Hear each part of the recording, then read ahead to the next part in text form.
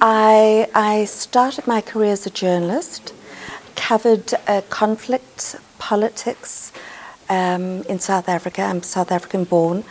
Worked for CBS 60 Minutes, BBC, doing television documentaries, ABC Nightline, other organizations like that. And then wrote my first book in 1996. I've never ever thought of writing a book, but I was approached and asked to write a book, so I wrote it, and was published very quickly. And then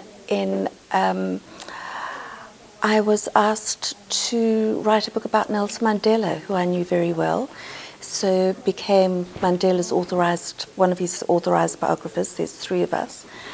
And since that, I've written 14 books, mostly non-fiction. I'm working on a novel at the moment.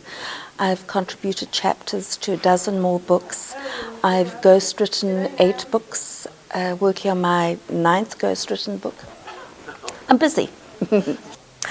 I married an American a long time ago. He was a journalist. We lived in Japan and Argentina together. And while I was married to him, I never wanted to live in Boston. He's from Boston.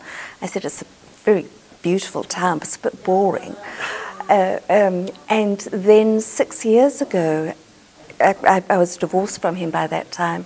I was approached to work for someone in Boston and moved first of all to Cambridge.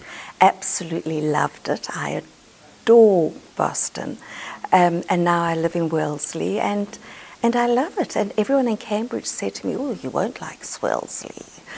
And I love Wellesley. The people are friendly. It's a wonderful, wonderful place to live. I love this library. I think it's an absolutely exceptional library. And I've come to some talks and workshops here and sort of looked through and thought they never seem to have anything on writing.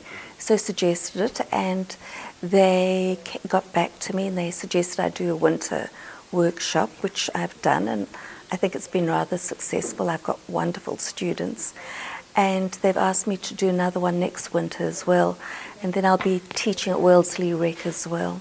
I'm quite informal. I want people to enjoy what they do. I want them to be happy, but I teach them the basics. So a lot of writing courses, I've been obviously on a lot of writing courses, but a lot of them just focus on peer review.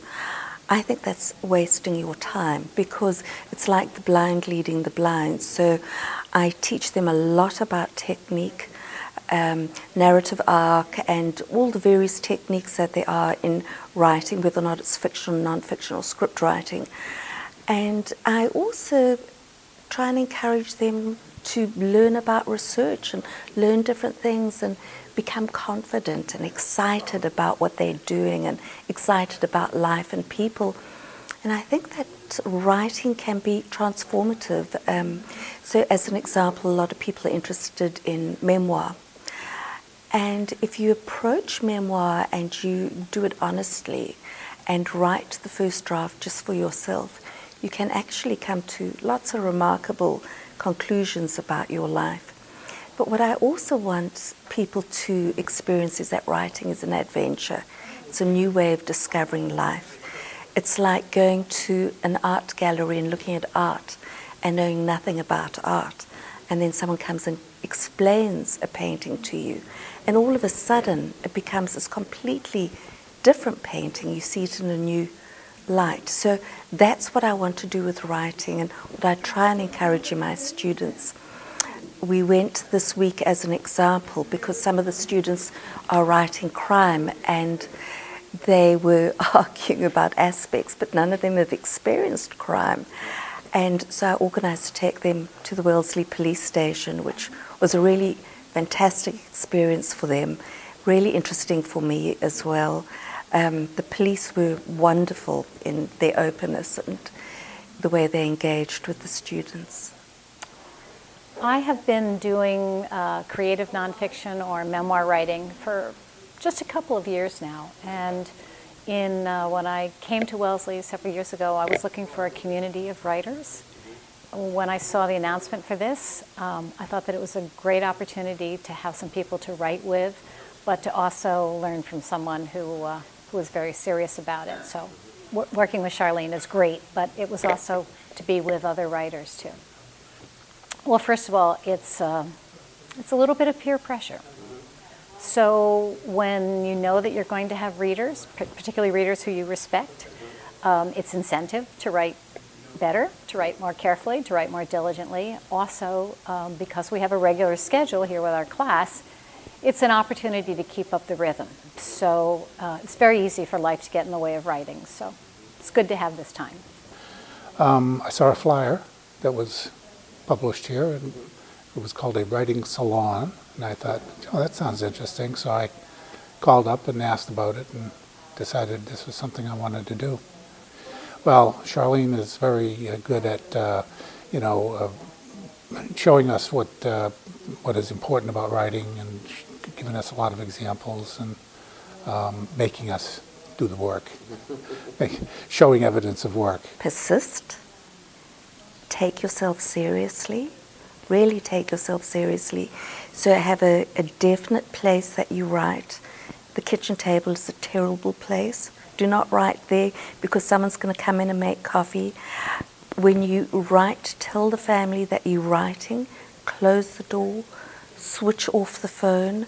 Put freedom on your computer so you don't get distracted by Facebook and Twitter. And write every single day. Even if you write for 10 minutes a day or 15 minutes a day, writing is a bit like going to the gym for me. I hate going to the gym, but if I go 4 days in a row, then I'll keep going. And writing's exactly the same. So you persist with it, you take it seriously, and take a writing course. Read a lot of books and read a lot of different varieties of books. Go and ask people questions. The amazing thing when you start interviewing people, you realize that everybody has a story to tell. And it's amazing the generosity that people have in telling you about their lives and what they do, because it's a form of acknowledgement. We all want to be acknowledged. Be ethical. If people speak to you, be ethical, be kind. It doesn't mean that you don't have to ever criticize anyone. I can be a really harsh critic of people I don't like, but temper it a little bit.